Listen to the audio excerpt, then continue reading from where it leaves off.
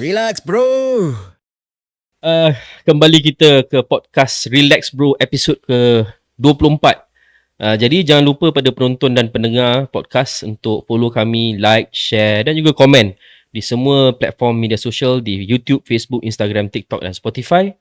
Saya tak nak guna perkataan kelestarian untuk sokongan pada podcast Episod ke-24 baru sokongan. Anyway, dia best sikit pasal hari ni dia mungkin ada kemungkinan kita cerita banyak pasal politik UMNO ni. Tapi banyak saya dengar tadi Dok tanya soalan pun boleh tahan juga. Dia jawab pun cakap. Dia tak tahulah dia dah plan ke. Kita tak bagi soalan bocor pun. Tak bagi. Soalan bocor memang tak pernah bagi. Kita pun tak ada plan nak bagi. Tapi dia jawab memang cakap, maksudnya ikhlas lah. Jawapan dia ikhlas. Kita yakin jawapan dia ikhlas. Cumanya dia menimbulkan banyak persoalan. Sebab bila Bro Azlin cakap tadi kan, kita kena bertanggungjawab jadi pemimpin, mesti menyatakan pendapat, isu. Kita kena sentiasa menjadi suara rakyat. Nak dapatkan sokongan anak muda bukan mudah. Ada beberapa persoalan lah. Dia macam, pertama sekali, so far kan, pemuda ni berfungsi ke? So far. Ini ikhlas tanya ni. Ini ikhlas tanya. Pasal untuk pengetahuan penonton, saya memang fungsi tetap Pemuda UMNO Malaysia, tapi saya bukan duduk dalam kepimpinan. Kan? Jadi kita di luar ni, walaupun kita bukan kepimpinan, tapi kita di luar ni terlihat. Dan soalan-soalan yang banyak ditanya oleh kawan-kawan kita, berfungsi ke pemuda? Sebab kalau kita nak lihat, kita mungkin boleh share jugalah zaman, kita dulu pernah duduk zaman Dr. Ashraf Wajdi, sekarang kita duduk di zaman Dr. Akmal. Walaupun dua-dua doktor, tapi dua doktor yang berbeza lah. Saya zaman KJ. Zaman KJ seorang kan. Jadi kalau kita tengok dia dari segi progress pemuda daripada zaman KJ. I mean, walaupun saya bukan pemuda zaman KJ, saya hanya ahli biasa je, tapi kita boleh nampak dia punya growth, dia punya progress, ikon-ikon pemuda yang dia bina dan dia cipta. Dan juga suara-suara pemuda dalam mendepani, perkataan mendepani kan, dia bawa bila isu-isu nasional ni kan. So it's a very solid pemuda. Lepas tu datang zaman Dr. Ashraf, kita ada 2-3 karakter yang kuat. Naik ketua muda masa tu Syarif Hamdan, kita ada ketua muda negeri yang quite solid, yang bercakap tentang isu rakyat. And we did well even masa kita jadi pembangkang. So far sadly ramai suara-suara yang mengatakan benda yang lebih kurang sama. Pemuda nampak macam kurang bernyawa. Satu. Kedua, ada lantikan exco yang baru ni. Orang tanya, senanglah soalan dia. Ni lantik exco ramai-ramai ni buat apa? Dan soalan yang ketiga ni, ni 3 soalan sekali tu bagi. Is Dr. Akmal alone? Ya. Macam one man show. Okay. Is he alone? Itu pandangan daripada luar yang diperhatikan. Ya, Saya meraihkan pandangan yang agak kritikal tersebut tentang kepimpinan pemuda pada hari ini. Tampaknya kita kena terima hakikat bahawa zaman berubah dan tak sama macam zaman dulu. Jadi saya rasa zaman yang penuh dengan ketentuan. Tok Sri Syamuddin, Hairi Jamaluddin, itu benda lebih certain dan memang kita tahu. Akhirnya pusing kot mana pun Perdana Menteri tetap datang kepada UMNO. Itu beza. Kita rasa zaman Dr. Ashraf jadi pembangkang, apa yang dipanggil sebagai pemuda zaman bangkit kembali katanya ketika itu, dan hari ini pada zaman Dr. Akmal. Perbezaan zaman yang dilalui oleh pemimpin-pemimpin pemuda hari ini mungkin sebenarnya menjadi cabaran bagi mereka untuk bawa pemuda ataupun bagaimana mereka nak mengolahkan naratif dan perjuangan pemuda pada hari ini. Yang mana kita tahu bahawa pemuda sebagai salah satu daripada sayap ada peranan dan juga ada role yang mereka perlu mainkan dengan tersendiri. Bukan saja kerana bahawa bila sebut pemuda je kita kena dekat dengan orang muda, tak semestinya. Kita boleh juga menjuarai isu-isu yang bersifat orang kata bersifat nasional ataupun bersifat holistik, tentang soal kerja, doktor perubatan dan sebagainya pun boleh. Tapi yang menjadi cabarannya pada hari ini apabila ini kematangan pemimpin jugalah yang bagi saya secara ikhlas, walaupun melihat Dr. Akmal, antara perkara yang beliau perlu tambah baik kurang setahun daripada pelantikan ataupun kemenangan beliau pada tahun 2020, sejak tahun 2023 adalah kalau boleh beliau cuba cari jalan untuk improve ataupun untuk reduce the gap dari segi kematangan beliau berdepan dengan isu.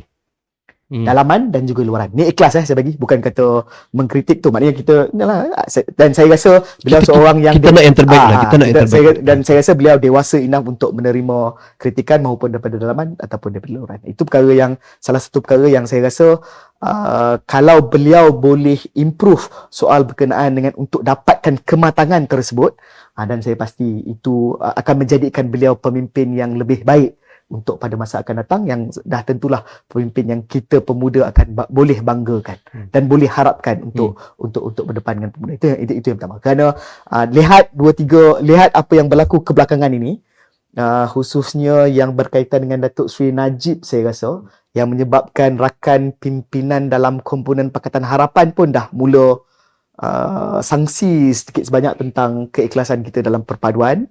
Dah mula mempertikaikan, yelah kita dah bina satu momentum yang baik dengan konvensyen paduan di peringkat pemuda sebagainya. Alih-alih isu Datuk Najib ni sebenarnya menduga ataupun menguji sejauh mana keikhlasan dan hubungan antara kita untuk mengekalkan kerajaan perpaduan. Itu satu perkara, tak apa. We shall take that in isolation lah. Maknanya tak boleh look in total. Satu soal berkenaan dengan kalau boleh beliau improve dari segi kematangan. Dan pada masa yang sama saya rasa tak perlu nak pacify semua orang kot. Nak jadi pemimpin ni, kalau you nak pacify semua orang, nak buat semua orang, nak puaskan hati semua orang, ataupun tujuannya adalah untuk membuatkan orang gembira, saya rasa tak perlu jadi pemimpin. Boleh, yelah, ada orang pun cakap baik jual aiskrim untuk bagi orang semua happy kan. Kalau nak jadi pemimpin ni, ada benda yang tak tu popular. pun aiskrim ada orang tak makan juga. Kan? Maksudnya kalau nak jadi pemimpin ni, you kena bersedia untuk buat sesuatu yang mungkin dikritik, bersedia untuk menerima kritikan. Memang unpopular, tapi the right thing you have to do. Benda yang betul you kena buat. Jadi kalau tujuan yang dua perkara, yalah, saya kongsi dalam ni, pandangan peribadi saya ke atas Dr. Akmal. Saya nak lihat beliau pergi lebih jauh. Saya hormat beliau sebagai seorang Ketua Pemuda UMNO Malaysia pada hari ini yang juga melantik saya. Saya membesar walaupun dia muda daripada saya 2 ataupun 3 tahun, tapi beliau tetap pemimpin saya. Dan saya nak lihat beliau lebih jauh. Beliau ada masa depan yang lebih cerah, bukan saja di negeri Melaka, dalam arena politik tanah air, politik Malaysia. Kita nak dia jadi pemimpin masa depan. Tapi pada masa yang sama, for the time being, dua perkara ni. Satu, try cari jalan untuk meningkatkan dari segi kematangan berdepan dengan isu. Yang kedua, anda kata kalau keberanian untuk tak semestinya setiap masa kita perlu pacify people lah. Dari segi tindakan ataupun dari segi keputusan, ataupun ada perkara yang kita buat. Ada perkara-perkara yang pahit ataupun ada perkara-perkara yang very unpopular yang kita kena buat, yang mana kita sebagai satu pasukan kena sama-sama, we have to bite the bullet lah. Once the decision has been made, kita bincangkan di peringkat kepimpinan pemuda sendiri, dan insyaAllah from there jadi disiplin dalam parti untuk kita pastikan apa yang kita dah tetapkan itu yang kita akan pertahankan sampai bila-bila lah. Dr. Akmal mudah menerima teguran dan kritikan. Setakat ni alhamdulillah. Itu salah satu ciri yang saya rasa kena ada pada mana-mana pemimpin dia relax pun. bro agaklah. Dia relax lah. That's good. Bagi saya suka di awal kemenangan beliau tu, saya antara yang bercakap dengan beliau, phone je lah, call cakap tadi lah. Dan kita suka dia punya agresif dia, kemudian kelantangan dia, keberanian dia kan. Cuma apa yang saya cuba sampaikan tadi sebenarnya adalah lebih kepada apa yang orang sedang bercakap tentang pemuda sekarang, dan kenyataan-kenyataan yang dibuat, yang dilihat kadang-kadang hang study ke dok ni. Contohnya tu lah. Tapi itu soalan saya tadi dok. Tu saya tanya tadi, dia ni is he alone? Sebab bila kita tengok dari segi pergerakan dia, nampak dia macam seorang-seorang. Macam seorang-seorang. Contoh bila kita ni sebagai pemimpin, Azlin ni, we know each other for quite sometimes. We know how Ashraf operate. Semasa dia jadi ketua muda, how kita dapat tengok macam mana dia operate. And that's how it should be kan. Maksudnya you operate sebagai ketua muda. Ketua muda negeri ni sebagai dia punya fundamental, dia punya stronghold. Kalau apa-apa, Johor, especially Johor, Sabah, you boleh create you punya KPN circle tu macam you punya think tank first layer. Then mungkin you boleh create another think tank yang tengok research topik dan sebagainya. You have your infrastructure. Tapi pergerakan Dr. Akmal ni seolah-olah macam tak ada infrastructure tu. Itu sebab saya tanya, is it alone? Sebab dia lagi menambahkan persoalan bila dia kata, bila dia lantik tambahan exco. Yang bagi saya, personally saya, unnecessary. Because you are bloating up the leadership. maksudnya ada dua. Satu, you seorang-seorang, maksudnya esko-esko tu tidak memberi sokongan, bukan tidak menyokong dia sebagai ketua muda, tapi tidak memberi sokongan yang sepatutnya, berfungsi sebagai esko-esko yang sepatutnya. Jadi benda macam ni yang membuatkan persoalan dari segi kepimpinan. So again, is he alone? Mungkin ya ataupun mungkin tidak. Mungkin ya kalau kita di peringkat ketua-ketua muda negeri, memang apa pun kita akan bincang dalam kita punya apa yang dipanggil sebagai majlis ketua muda negeri. Sebelum kita bawa ke mesyuarat exco, apa juga ketetapan dan keputusan yang ingin dia buat. Tapi pada masa yang sama, kalau dia juga boleh improve dari segi siapa yang menasihati beliau dalam perkara-perkara yang lebih substantif ataupun perkara, yalah, contoh macam kes Nick Ilin itu melibatkan agak sedikit rumit, it's not a straightforward case, perlembagaan melibatkan perlembagaan teknikal yang saya rasa tak ada masalah pun untuk beliau sebenarnya engage group of pemimpin dalam kedua parti sendiri, yalah, among the professional yang di luar sana yang mungkin nak memberi pemahaman yang jelas supaya akhirnya nampak pandangan kita itu betul-betul dihormati. Pada masa yang sama, kalau boleh jangan jugalah hanya duduk dengan mereka yang menyebabkan kita ni rasa terlebih selesa. Itu tak baik untuk pemimpin sebenarnya. Apabila kita sentiasa duduk dalam satu kelompok ataupun kumpulan yang memang menyebabkan kita duduk di awang-awangan, saya rasa terbaik bos baik bos. Tim terbaik bos itu saya rasa. Maknanya kita saya rasa kita kena buat podcast terbaik bos. Kan? Kita puji je. Jangan. Okay. Tak elok untuk tu. Sebab ubat pun pahit kan. Ubat pahit. Dia yang racun yang manis. Okey, cuma nak clearkan penonton, kita topik ini sebenarnya ini bukan soal kita kata nak bincang pasal Dr. Kamal, it's not about him lah, secara fokusnya spesifiknya. Tapi yang dan saya pribadi, saya tidak ada masalah dengan mana-mana kenyataan yang mengkritik pemimpin ataupun mengkritik dasar-dasar. Dasar-dasar. Okey, fokusnya dasar-dasar. Pemimpin tu nombor 2 lah. Dasar-dasar yang kita rasa perlu diperbaiki dan dibetulkan. Dan ada substance. Tak apa, teruskan. Sebab itu kerja kita. Soal Melayu. Soal Melayu, soal raja-raja, soal agama, soal perlembagaan. Kita ada substance, kita ada team, kita ada cukup input, balun. Okay? Even benda-benda yang babitkan soal kenyataan-kenyataan beberapa pemimpin di AP yang akhir-akhir ni kuat sensitif. Menyentuh sensitivity. Pada saya beritahu dekat Sultan Agong, saya kata Datuk Dr. Ashraf minta supaya bagi green light kepada ahli parti untuk kita balun. Begini nak balun lah. Tapi nak balun tu nak kena ada something. So kita tak nak macam okey pemuda kita setuju balun agresif, tapi biarlah nampak bijaksana. Itu maksud dia. Nak tanya. Tadi telefon Siti Agong. Saya berapa kali ring dia angkat? Dia telefon ke dia menerima panggilan? Itu dua kali beza. Saya dua kali ring dia. Tapi tak sampai dia angkat. Okay. Saya suka yang tu. Yang saya suka. Okey lah. I think kita pun tak nak deep sangat pasal UMNO, pemuda UMNO. Saya rasa banyak benda pemuda secara umum lah. Yang dan kita pun nak buat orang kata bukan nak buat apa orang kata judgement awal pun tak boleh. Tidak adil, tak adil. It's not fair. Tapi at least kita try to address early concerns lah. Concern yang awal ni dengan harapan supaya ada penambahbaikan lah.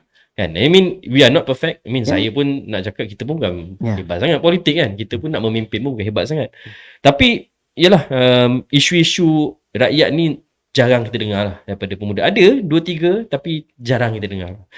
Cuma nak tanya sikit berkenaan dengan kedudukan exco pemuda ni. Mereka diberi tanggungjawab dan sebagainya lah. Bagaimana pergerakan kepimpinan pemuda dalam orang kata topik-topik yang orang kata perlu diperjuangkan. Pasal tadi dia cakap dia bawa lah tu isu-isu masa dia jadi exco, dia bawa isu-isu rakyat, tenaga kerja, P-hailing sebagainya kan. So sekarang macam mana? Yalah, macam siapa-siapa pun yang menerajui pemuda apabila dah sampai level di peringkat nasional tu, yalah, kita ni patutnya kita melayan ataupun we treat each other tu as dah sampai level pemimpin ataupun dah sampai satu tahap kedewasaan tertentu lah. Tak boleh lah nak harap dia orang ni juga layan macam mana kita layan ketua muda cawangan ataupun macam mana kita layan ketua muda kan. It should be different. Sebab kita dah sampai dan kita pula bermesyuarat di orang kata di aras tertinggi Menara Dato' On tu. Patutnya bila yang masing-masing pun patut datang dengan kedewasaan dan juga dengan kematangan yang patutnya sampai tahap sebagai seorang pemimpin pemuda lah. Tak level ke apa? Oh tak, saya tak cakap. ada penambahbaikan yang sebenarnya boleh Okey lah, dibuat. okey lah. Ada Saja je penambah- kacau, saja ada kacau, penambahbaikan saja yang boleh dibuat. Tak mungkinkah satu perkara yang saya terfikir daripada hari tu Ya. mungkinkah Dr. Akmal ni sepatutnya di-appoint sebagai senator dan datang ke pusat sebagai menteri Itu ke saya tak timbalan setuju. menteri. Dah Itu sekejap dulu. Saya bercakap bukan pasal Dr. Akmal itself, saya bercakap tentang institusi ketua pemuda. Okey, kenapa? Kerana dia terikat dengan negeri, state level, kawasan dia, di dun dia. Okey. So ini antara benda yang minta maaf saya dengar ada pemuda-pemuda kat bawah bercakap. Okay, kita tahu kuasa lantikan ni adalah kuasa Perdana Menteri. Tapi adakah kerana beliau tu di state level beliau ada kekangan sedikit? Kita ni pemimpin kalau letak kat mana-mana pun kalau jadi. Okay. Sebab tu saya kata saya tak setuju. Jawapan tu style. Sebab tu saya tak setuju. Sebab saya tahu bukan dia tak setuju. Tapi saya tahu jawapan dia macam ni. Tak semestinya kita diberi jawatan terlebih Baru dahulu boleh dan jadi baru kita pemimpin. boleh prove kita ni pemimpin. Tapi saya suka pasal you sebut isu tadi tu. Memang betul. Saya nampak juga ada 2-3 dia macam memorandum datang daripada pemuda-pemuda lah. Kepimpinan pemuda ni yang keluar memorandum di Facebook mendesak Perdana Menteri melantik Ketua Pemuda UMNO Malaysia sebagai senator dan diletakkan dalam kabinet sebaris dengan kepimpinan pemuda Pakatan Harapan. So bila saya tengok kan, jawapan saya sama lah tadi. Kan dia bukan pasal nak kena bagi jawatan. Saya punya pendapat kan, saya rasa kalau you nak jadi pemimpin nasional, or if you want to be a senator, or if you want to be cabinet minister pun, act like one. You act like one first. Kalau you dapat duduk dalam keadaan yang memang status you, karakter you, quality you, you dapat je, confirm tak masalah. Kan? Tapi bila bukan dekat dia tak. Contohnya macam KJ dulu kan dalam zaman tak ada jawatan. Dia sebagai pengurusi PUNB. It national level. Saya pun itu pun ujung-ujung. Ujung-ujung. Ujung-ujung. dia daripada awal tu. Even timbalan masa naik ketika itu Datuk Razali pun dapat jawatan kabinet. So Maknanya dia proof dia. dia proof. Maksudnya dia go through that process. Ni I mean Maknanya Akmal nak kena masuk tentera semua tu. saya tak tahulah dia nak masuk tentera, tapi kalau masuk tentera pun dia jadi medik. Kos sokongan. So tak ada masalah lah kan. So Okay. kita akan berhenti rehat dan kita akan kembali pada isu bukan UMNO. Ada 2-3 isu yang kita nak kacau Azlin sebab dia pun duduk di Kementerian Pertahanan dan daripada Johor. Kita akan kembali selepas ini.